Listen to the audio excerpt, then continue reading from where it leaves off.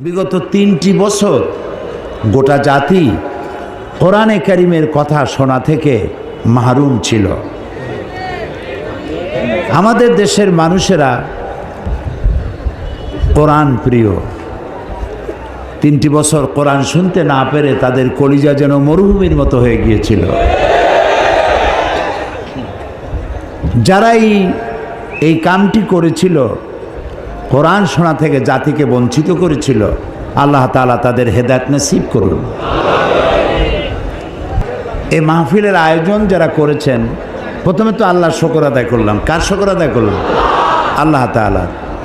এরপরে নবী করিম সাল্লাল্লাহু আলাইহি সাল্লাম বলেছেন, মান লাম ইয়াশকুরিন নাস লাম ইয়াশকুরিল্লাহ। যে ব্যক্তি মানুষের কৃতজ্ঞতা স্বীকার করতে পারে না, সে আল্লাহর শুকরিয়াও আদায় করতে পারে না। তো প্রথমে তো আমরা আল্লাহর কৃতজ্ঞতা স্বীকার করলাম যে তিনি ৩ বছর পরে হলেও আমাদেরকে কোরআন শোনার সুযোগ করে দিয়েছেন, আলহামদুলিল্লাহ। এটা আমাদের কলিজা, সুবহানাল্লাহ। আরে ভালোভাবে কোন সুবহানাল্লাহ। এটা আমাদের কলিজা, এটা আমাদের রূহ, এটা আমাদের জীবনের বেঁচে থাকার, সম্মানের সাথে বেঁচে থাকার দলিল। তো এই কোরআন শোনার জন্য বগুড়ায় দারুস সুফা ট্রাস্ট আয়োজন করেছে। বগুড়া জেলার সম্মানিত জেলা প্রশাসক ডিসি সাহেব এবং সুপারিনটেন্ডেন্ট অফ পুলিশ, ওসি সাহেব, রাজনৈতিক নেতৃবৃন্দ, ব্যবসায়ীবৃন্দ সবাই সহযোগিতা করেছে, আলহামদুলিল্লাহ বলে। কোরআনের মাহফিল, এখানে কোনো আওয়ামী লীগ নাই, এখানে কোনো বিএনপি জামাত নাই, এখানে কোনো জাতীয় পার্টি নেই, এখানে সকলের পরিচয় মুসলমান। সুবহানাল্লাহ বলুন।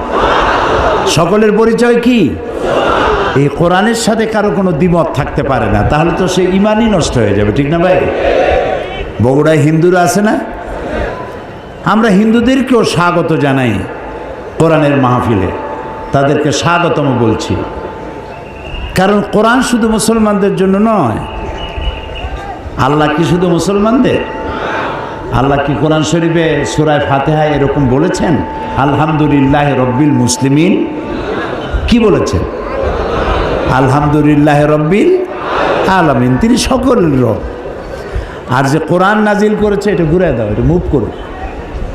আর যে কোরআন নাজিল করেছেন, সে কোরআনটাও সকলের, জিকরুল লিল আলামিন। আর যার উপরে নাজিল হয়েছে তিনি হচ্ছেন রাহমাতুল লিল আলামিন, তিনি সকলের জন্য রহমত। কথা কি বুঝতেছেন? যিনি নাজিল করেছেন তিনি সকলের, যার উপরে নাজিল করেছেন তিনিও সকলের, যে জিনিসটা নাজিল করেছেন তাও সকলের। তাও তো সুবহানাল্লাহ কইতে পারলেন না? হ্যাঁ, যত সুবহানাল্লাহ কবেন জান্নাতের মধ্যে তত আপনার জন্য বড় বড় বিল্ডিং তৈরি হবে। খালি কবেন সুবহানাল্লাহ, আলহামদুলিল্লাহ, আল্লাহু আকবার। সৌদি আরবে গেছেন না হজ করতে লোকেরা, যাই দেখবেন সারা রাস্তায় লেখা আছে লা তানসা জিকরুল্লাহ, আল্লাহর জিকির ভুলে যেও না, উযকুরুল্লাহ, আল্লাহর জিকির করো, আল্লাহু আকবার, সুবহানাল্লাহ, আলহামদুলিল্লাহ। এইগুলোই রাস্তা ভরা, যেদিক যাবেন সেদিকে আপনাকে স্মরণ করায় দিবে আল্লাহর জিকির ভুলে যেও না, সুবহানাল্লাহ, সুবহানাল্লাহ। তো আজকে এখানে আমাদের আহলে হাদিসের ভাইয়েরা, তারাও স্যাক্রিফাইস করেছেন। এখানে ব্যবসায়ী নেতৃবৃন্দ, তারাও স্যাক্রিফাইস করেছেন, আলহামদুলিল্লাহ। সকলের স্যাক্রিফাইসে কোরআন শোনা সহজ হয়েছে। সব থেকে বড় শুকরিয়া আল্লাহ তাআলার, যে তিনি দয়া করে সুযোগটা করে দিয়েছেন। আমি আপনাদেরকে কোরআন শোনাতে এসেছি, কোরআন শোনাবো ইনশাআল্লাহ। তবে একটা কথা আপনাদের জেনে রাখা ভালো, লোকেরা আমাকে মুফাসসিরে কোরআন বলে, আমি তো জানি আমি কি, আমি মুফাসসিরে কোরআনের যোগ্য নই, আমি কোরআনের তালিবে ইলম, কোরআনের ছাত্র। সুবহানাকা লা ইলমা লানা, আমার কাছে কোনো জ্ঞান নাই, ইল্লা মা আল্লামতানা, যদি আমার মনিব আমাকে কিছু বলতে দেন তাহলেই বলতে পারবো। আলাইহি তাওয়াক্কালতু ওয়া ইলাইহি উনীব, আমি আমার রবের দিকে ফিরে যাচ্ছি, তিনি যদি দয়া করে আমাকে কিছু বলার তৌফিক দেন, এমন কিছু কথা যা আমার জন্য হেদায়েত হবে, গোটা মিল্লাতের জন্য হেদায়েত হবে। সেই জাতীয় কথা আল্লাহ যেন আমাদের দিয়ে বলান এবং ভদ্রতার সাথে আদবের সাথে সে কথাগুলো যেন আমরা আত্মস্থ করতে পারি, এ তৌফিক যেন তিনি আমাদেরকে দান করেন। তো আমি আগে একটা ভূমিকা দিয়ে নেই, তারপরে তাফসির করব ইনশাআল্লাহ। ভূমিকাটা কোরআন শরীফের না, কোরআন শরীফের ভূমিকা দেওয়ার মতো ক্ষমতা পৃথিবীর কারোরই নেই, এটা হাত দেওয়ার উপায় নাই, এটা প্রথমেও না, শেষেও না, মাঝখানেও না, এটা সম্পূর্ণটা সলিড। এটা কার? আল্লাহ তাআলা। সুতরাং আল্লাহ তাআলার কালামের ভূমিকা দেওয়ার মতো বেয়াদবি ধৃষ্টতা কেউ করতে পারবে না। আমি আমার আলোচনার একটা ভূমিকা দিচ্ছি। আমরা 3 জায়গায় ভুল করেছি জীবনে। কয় জায়গায় ভুল করেছি? একটু মুখস্থ রাখেন, কাজে লাগবে। জীবনে 3টি জায়গায় মারাত্মক ভুল করেছি, যে ভুলের খেসারাত আমাদেরকে দিতে হবে যতদিন না আমরা এই ভুলকে সংশোধন করছি। 1 নম্বর ভুল করেছি, আমরা ইসলামকে মনে করেছি গতানুগতিকভাবে একটা ধর্ম, আর কোরআন শরীফকে মনে করেছি গতানুগতিকভাবে একখানা ধর্মীয় পুস্তক। আর মুহাম্মদ সাল্লাল্লাহু আলাইহি ওয়াসাল্লাম বলেন, সাল্লাল্লাহু আলাইহি ওয়াসাল্লাম, তাকে মনে করেছি শুধুমাত্র একজন ধর্মীয় নেতা। এই 3টি ভুল করেছি জীবনে, বড় ভুল। আপনারা কি আমার সাথে একমত? আলহামদুলিল্লাহ, তাহলেই ওয়াজ শুনে মজা আছে যদি একমত হন। আবার আমি এমন কোনো কথা যদি বলি যেটা কোরআন সুন্নাহ বিরোধী, তাহলে যে কোনো লোক লিখিত আকারে হোক, দাঁড়াইয়ে হোক, প্রশ্ন করে আমার কাছ থেকে জেনে নিতে পারবেন যদি আমি ভুল করি। আমি ভুলের ঊর্ধ্বে নই। প্রথম ভুল করলাম, ইসলামকে মনে করেছি একটা ধর্ম, শুধুমাত্র ধর্ম। তো হিন্দু ধর্ম, খ্রিস্টান ধর্ম, ইহুদি, মজুসি, এই যে কত ধর্ম আছে, ওগুলো যেমন একটা ধর্ম, আমার ইসলাম কি সেই রকম ধর্ম না। ওদের ধর্ম কিছু পূজা পার্বণ, এই কিছু দেব দেবতা, দেব দেবী ইত্যাদির ঘটনা বলি, এগুলি আছে, কিছু গল্প কাহিনী আছে। সে যে ধর্মগ্রন্থ বলেন, আমি কিছু পড়াশোনা করেছি, বেদ, বাইবেল, ত্রিপিটক, তারপরে মহাভারত, পুরাণ, উপনিষদ কিছু পড়ছি। তো ওটা আমি এই বেদ, বাইবেল, সমস্ত ধর্মগ্রন্থকে আমরা শ্রদ্ধা করি। আমরা প্রত্যেকটা উপাসনালয়কে শ্রদ্ধা করি, সেটা মন্দির হোক, সেটা প্যাগোডা হোক, সেটা গির্জা হোক, সেটা গুরুদুয়ারা হোক, সমস্ত উপাসনালয়কে সম্মান করি, সমস্ত ধর্মীয় পুস্তককে সম্মান করি, সমস্ত জাতিকে সম্মান করি। আলহামদুলিল্লাহ বলি, আলহামদুলিল্লাহ। যেহেতু ইসলাম হচ্ছে মহাসাগর, উদার, মহাসাগরের মতো উদার, মহাকাশের মতো উদার। সুবহানাল্লাহ। পাগলেরা তারা বলে ইসলাম হলো মৌলুদবাদ, সাম্প্রদায়িক, হাবিজাবি, এইসব কথা বলে। এগুলো কি পাগল না মাথা গোল, আল্লাহ জানে। তো প্রথম কথা হচ্ছে যে ইসলাম গতানুগতিক কোনো ধর্মের নাম নয়, এটি একটি পূর্ণাঙ্গ জীবন ব্যবস্থা, কমপ্লিট কোড অফ লাইফ, পূর্ণাঙ্গ জীবন ব্যবস্থা। ইসলাম মানুষের জীবনের কোনো খণ্ডিত অংশকে শাসন করে না, নিয়ন্ত্রণ করে না, গোটা জিন্দিগিটাকেই নিয়ন্ত্রণ করে। সুবহানাল্লাহ বলে, তাহলেই আমি মুসলমান। একটা দৃষ্টান্ত দেই, গরু আছে না বগুড়ায়? গরুরে যদি না বাঁধেন তাহলে গরু তো চেনে না যে আপনার জমিন কোনটা আর অন্যের জমিন কোনটা। সে নিজেরটাও খাবে, মালিকেরটা, অন্যেরটাও খাবে, ঠিক না? বোঝে না বলেই তো আপনি দড়ি দিয়ে বাঁধেন। দড়ি দিয়ে বাঁধে থইলে সে তার নির্দিষ্ট এরিয়ার দড়ি যদ্দূর যাবে অদ্দূর খাবে, এর বাইরে যাবে না। আল্লাহ তাআলা গরুর থেকে মানুষকে সম্মান দিয়েছেন, মর্যাদা দিয়েছেন, সেই জন্য প্রকাশ্য কোনো দড়ি দিয়ে বাঁধেন নেই।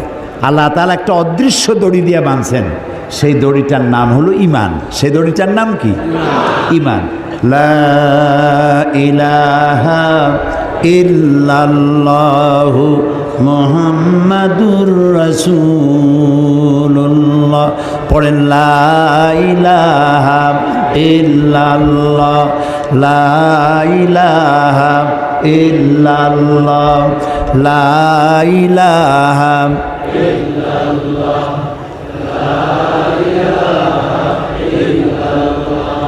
লা ইলাহা ইল্লাল্লাহু মুহাম্মাদুর রাসূল।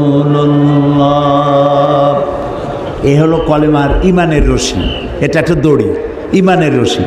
এই ইমানের রশি কলেমা যে পড়লো আর বিশ্বাস করলো, তার গলায় আর হাতে আল্লাহ লাগাই দিলেন। লাগাই দিয়ে বললেন, এইটা হলো মদ, এইটা হলো জেনা, এইটা হলো সুদ, এইটা হলো ঘুষ, এইটা হলো আইল ঠেলা, এইটা হলো ওজনে কম দেওয়া, ওইটা হলো খাদ্যে ভেজাল দেওয়া। তিলকা হুদুদুল্লাহ, এই হলো আল্লাহর বর্ডার। সুবহানাল্লাহ, সুবহানাল্লাহ।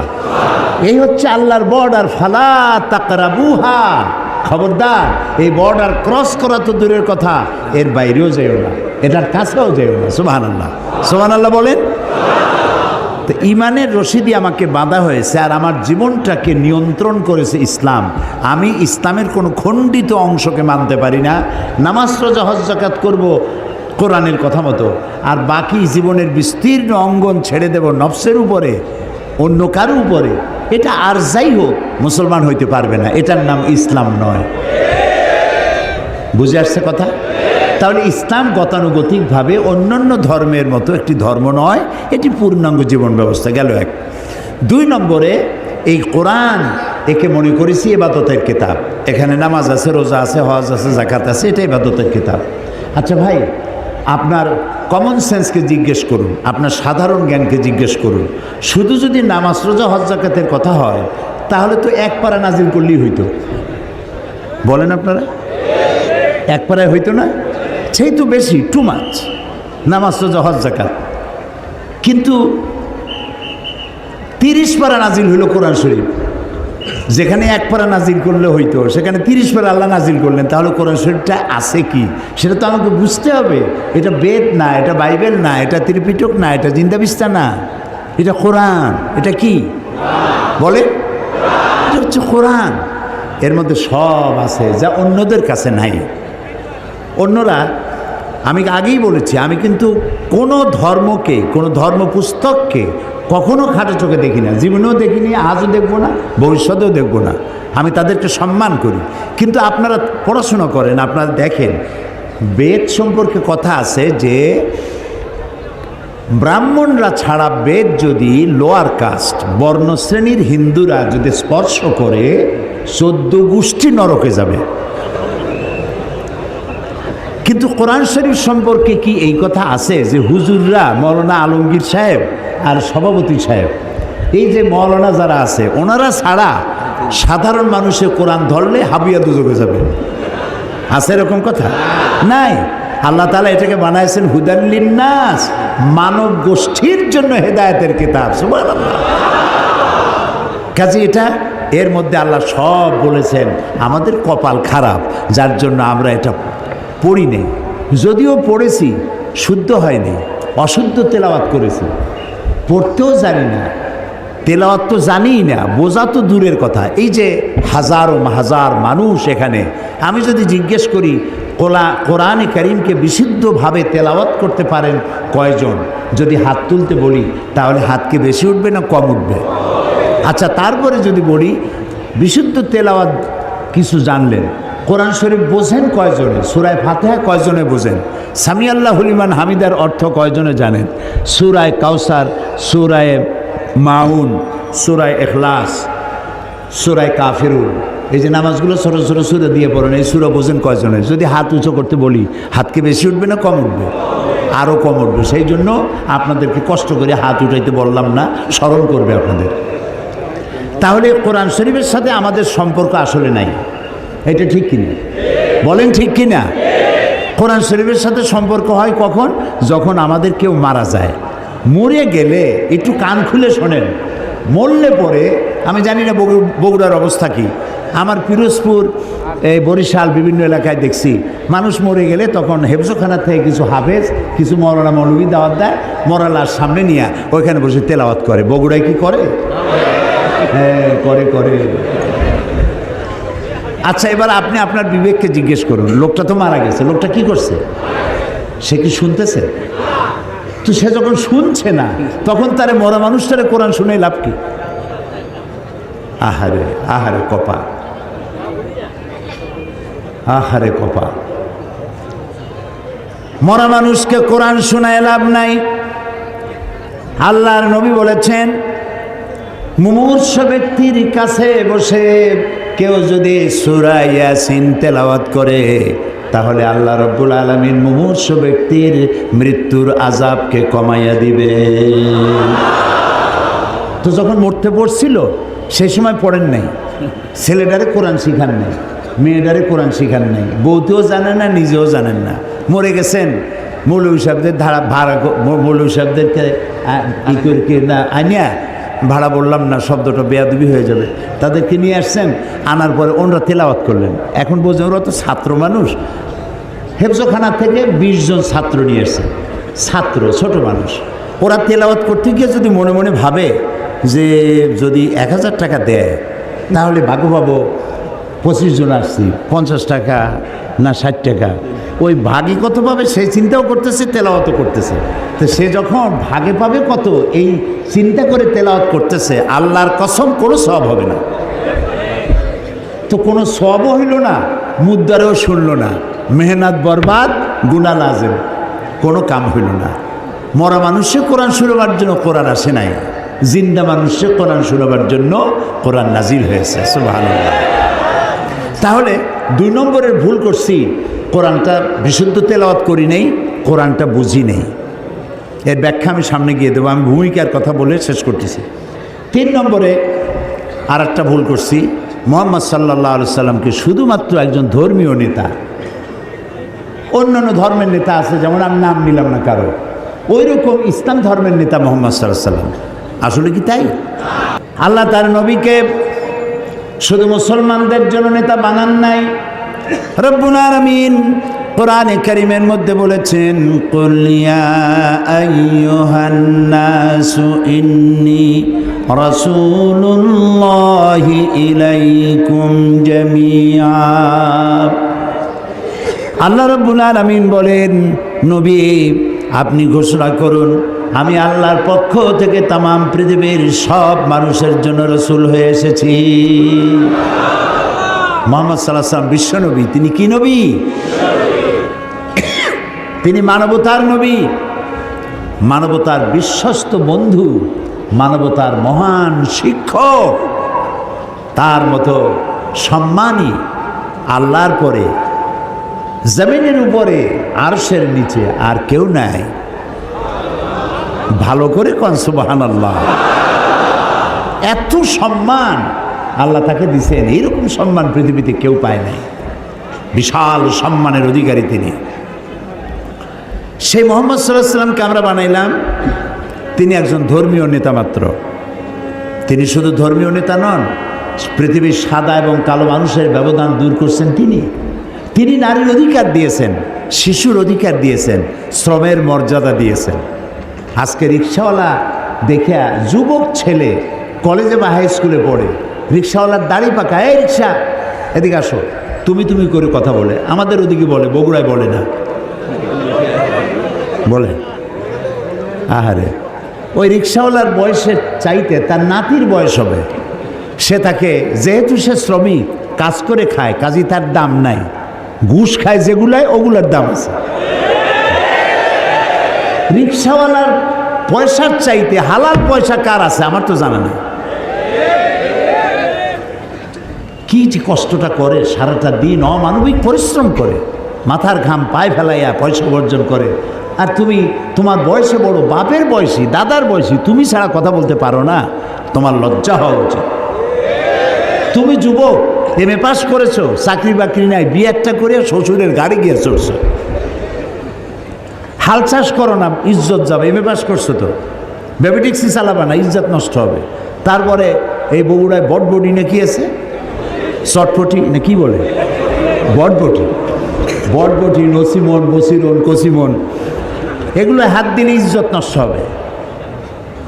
তুমি এমএ পাস করলেও রিক্সাওয়ালার দাম বেশি আল্লাহর কাছে, কারণ রসুল বলেছেন আল কাসিবু হাবিবুল্লাহ, সহস্ত উপার্জনকারী ব্যক্তি আল্লাহর বন্ধু।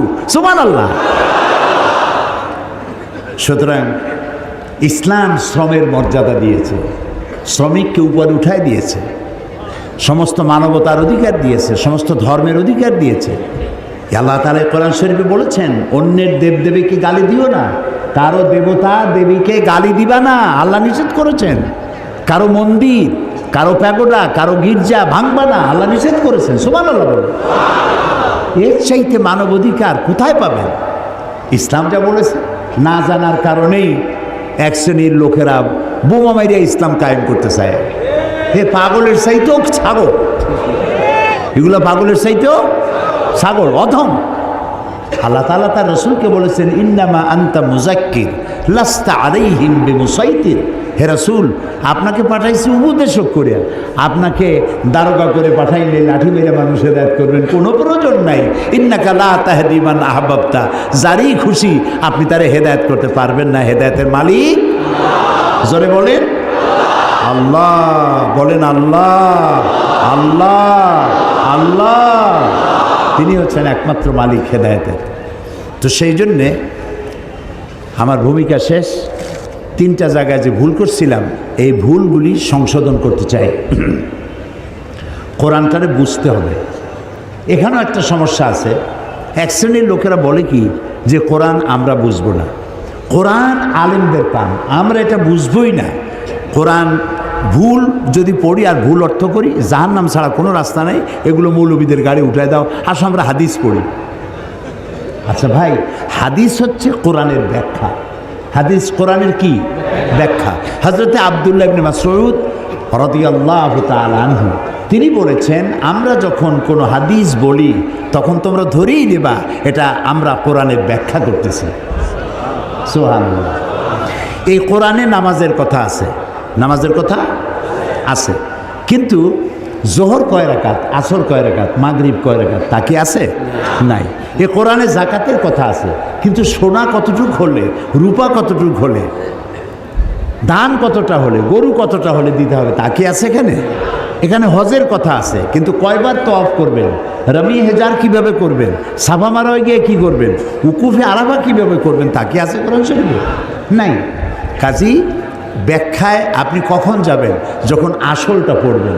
আপনার কাছে আসলের খোঁজ নাই, আপনি ব্যাখ্যা নিয়ে লাভালাভি করতেছেন, কি আশ্চর্য কথা! এই আক্কলের উপর আল্লাহ হেদায়েত করুন, বলেন আমিন। আপনি হাদিসের কাছে যাবেন তো কোরআন পড়িয়া তারপরে যাবেন হাদিসের কাছে। আর আপনি যদি বলেন যে কোরআন আমরা বুঝবো না, কোরআন কঠিন, তাহলে আপনি শয়তানের একটা ওয়াসওয়াসায় পড়েছেন। যেখানে আল্লাহ বলছেন আমি সহজ করেছি, কে বলেছে? আল্লাহ। বলেন আরো জোরে কোন? আল্লাহ রাব্বুল আলামিন সূরা কামারের ভিতরে একই কথা 4 বার উচ্চারণ করেছেন। আল্লাহ রাব্বুল আলামিন বলেছেন, ওয়ালাকাদ ইয়াসসারনাল কুরআনা লিযিকরি ফাহাল মিন মুদ্দাকির। আমি আল্লাহ রাব্বুল আলামিন অবশ্যই কোরআনকে বোঝার জন্য আমি আল্লাহ সহজ করে দিয়েছি। আছে কি কেউ এর থেকে উপদেশ গ্রহণ করার? আল্লাহ বলছেন আমি করছি সহজ, আর আমরা কপাল পোড়া, আমরা বলছি কোরআন খুব কঠিন, বুঝবো না, চলো যে আমরা হাদিস পড়ি। আশ্চর্য কথা। এই জন্য কোরআন শরীফ পড়ার সময় বিসমিল্লাহ পড়া বাধ্যতামূলক নয়। কোরআন শরীফ পড়ার সময় বিসমিল্লাহ পড়া বাধ্যতামূলক নয়, কিন্তু আউযু বিল্লাহি মিনাশ শাইতানির রাজিম পড়া বাধ্যতামূলক। ওয়াইজা ক্বারাআতাল কুরআনা ফাস্তাইজ বিল্লাহি মিনাশ শাইতানির রাজিম। যদিও প্রত্যেকটা সূরা শুরু হয়েছে বিসমিল্লাহ দিয়ে। কোরআন শরীফের সূরা সংখ্যা কত? 114। প্রত্যেকটা সূরায় আছে, একটা সূরায় নাই বিসমিল্লাহ। ওটা কোনটা? সূরা তাওবা। তো 114টা সূরার 113টা সূরায় বিসমিল্লাহ আছে, একটাই নাই। সেই অভাব আল্লাহ পূর্ণ করেছেন সূরা আন-নামলে, শুরুতে আর ভেতরে 2 বার বিসমিল্লাহ কইয়া 114 পুরো করে দিয়েছেন। তো বিসমিল্লাহ পড়া বাধ্যতামূলক নয়, কিন্তু আল্লাহ তাআলা বলছেন ওয়াইজা ক্বারাআতাল কুরআনা, যখন তোমরা কোরআন শরীফ পড়বে, ফাস্তাইজ বিল্লাহ।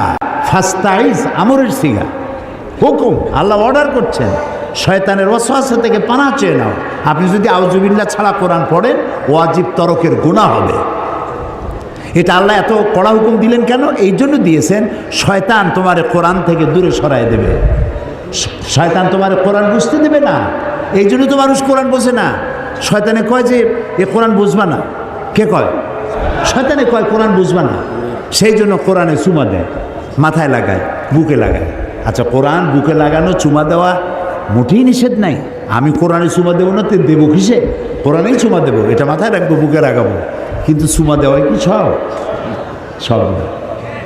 এখন আমাদের কপালটা ফুটছে না এই পৃথিবীতে।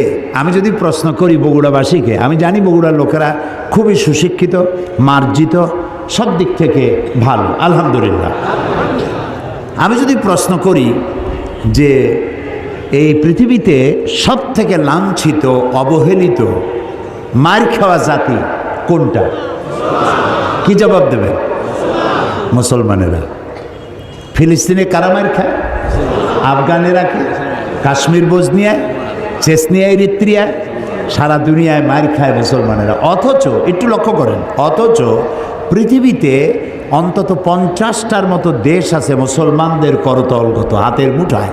কটা দেশ? 50টা দেশ। পৃথিবীতে যে ওয়েলথ আছে, সম্পদ, এর 1/50 অর্থাৎ অর্ধেকেরও বেশি সম্পদ মুসলমানদের হাতে। পেট্রোল, গোল্ড, রাবার, কয়লা, সিলভার, কটন, এই উল্লেখযোগ্য সম্পদ মুসলমানদের হাতে। 1/50 মুসলমানদের হাতে। পপুলেশনের দিক থেকে সারা দুনিয়ায় বর্তমান পপুলেশন হচ্ছে 600 কোটি। এই 600 কোটি জনগণের মধ্যে 1/4 অর্থাৎ 150 কোটি হচ্ছে মুসলমান। দেশ হলো 50টা, সম্পদেরও অর্ধেকেরও বেশি আপনার। জনসংখ্যার দিক থেকে আপনি 1/4 পৃথিবীর, অথচ আপনি জুতা খাওয়া, লাথি খাওয়া, মার খাওয়া, না খায় থাকা, কষ্ট করা আর স্বাধীনতা হারানো, সব জায়গায় বঞ্চিত, লাঞ্ছিত, অবহেলিত, নির্যাতিত, নিগৃহীত জাতি মুসলমান। এটা কেন? এটা এই জন্য যে আমাদের কাছে কোরআন আছে, সেই জন্য আমরা আমাদের ইজ্জত হারাইছি। হ্যাঁ, দেখেন আল্লাহ কি বলেন। শুরু হচ্ছে তাফসীর। শয়তানের ওয়াসওয়াসা থেকে পানা চেয়ে নেন, আল্লাহর হুকুম আছে। পরম করুণাময় আল্লাহ রাব্বুল আলামিনের নামে শুরু করছি। তাহা মা আনজালনা আলাইকাল কুরআনা লিতাশকা ইল্লা তাযকিরাতান লিমান ইয়াখশা তানজিলাম মিম্মান খালাকাল আরদা ওয়াস সামাওয়াতিল উলা। সুবহানাল্লাহ। কি মজার কোরআন!